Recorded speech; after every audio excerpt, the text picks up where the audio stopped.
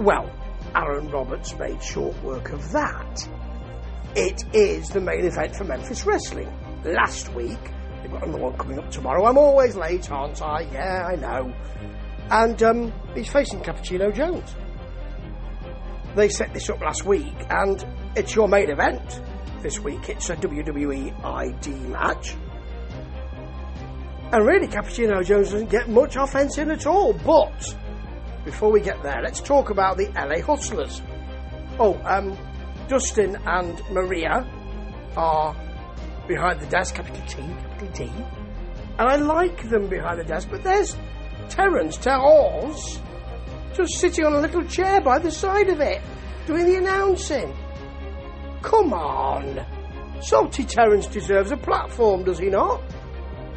Maybe give him his own show, the Salty Terence Show. That'd be great, actually. A podcast with Salty Terence on it. Anyway, the LA Hustlers don't like the idea of a ladder match next week for their tag team championships. Why? Bradley's afraid of heights. Well, I mean, it will be quite a way up from the match, won't it? The Righteous Path. This is Wrestling 101. It's a trope. Out come the Righteous Path. They want the belts. Out come the Hollywood Clique who've not got Jimmy here because apparently he's frightened for his life or his safety because the crowd are throwing Twinkies. They want the belts. Out come the O'Neills. They want the belts. Out come a new tag team. Big John Dalton, K. Tuma, the Big Mains. Big Main. They want the belts. Wrestling 101 tropism.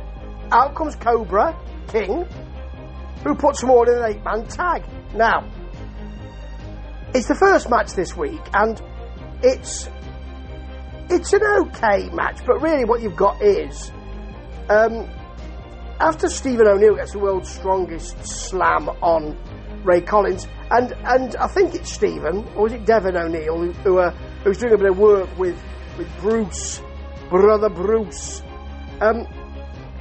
Ray Collins goes after K. Tuma, slaps him one, while K. Tuma's on the apron. K. Tuma does nothing but come into the ring and put him down with one punch. Then they're all in, they're fighting on the outside, and it's a DQ. So it's really set up to say there'll be a ladder match next week, and Matt Hardy will be here, folks. Delete. What's the other one? Oh yeah, delete. And it should be a good match. You may find some of those tag teams around that ladder match. I'm not sure, but they set it up well, actually, even though the LA Hustlers are on commentary and not in the match. Great. Okay, Makari Candy versus Nixie XS. Nixie's got the fake belt. Afterwards she will call out DDT to say that hers is the real belt. It clearly isn't. And really, the management committee should step in and say she's not allowed to have the belt in the Wrestle Centre. But they don't, do they? So it looks like the real belt. This match is not fantastic. Makari Candy doesn't get that much offense in that you've got a Nixie Meteora for a 2 count, a leg sweep for a 2 count, a choke, a high roundhouse kick. Makari Candy gets some kicks in, but that's stopped by a Nixie DDT for the pin, obviously just waving metaphorically at DDT, whose finishing manoeuvre is the DDT, for DDT. And it was really just there to show that Nixie XS is still bad. Still a bad person, Anyway, Mama Money is delighted because CJ, her son, seems now to be on the same page with her. Because last week when CJ Blaine went to stop her from whipping her son with the belt, her son attacked Blaine. And so she's delighted with that. She gives him a hug. CJ Money doesn't seem too happy with that. He's not quite sure. I think he's conflicted, folks. And we're going to find out in future weeks. Right. Selling Cruz, of course, with KJ Rocket, is facing Iceman Sosa, or Iceman Sosa. That's a big thing, isn't it now? Not man, Maine. Maine. That sort of thing. Yeah, Maine.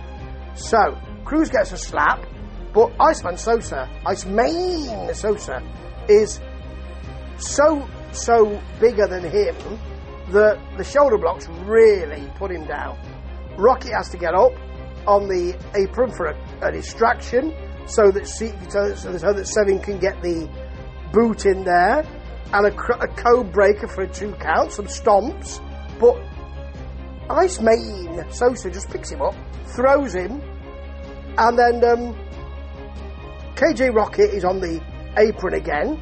Of course, you know that this is something's going to go awry here, because her main squeeze, Sevin, Cruz, is holding Sosa for the slap. Of course, he gets slapped himself.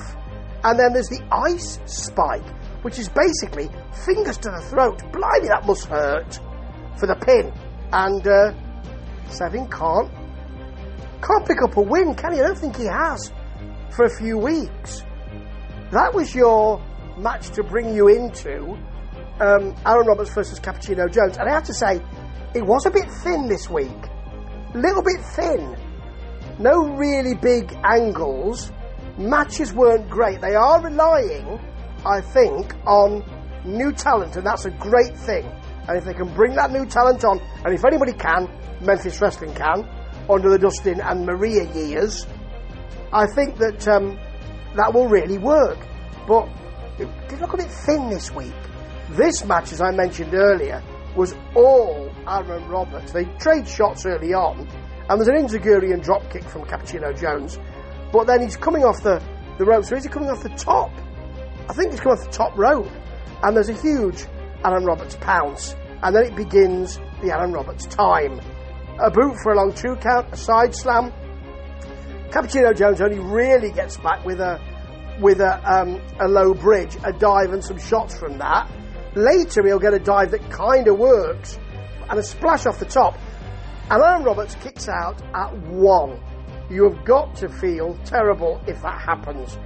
Slam off the top, just picks him up, throws him off the top, does Aaron, and the problem bomb for the pin, and he handled Cappuccino Jones really well. Most of the ID matches I've seen, WWE ID matches I've seen, have been close run things.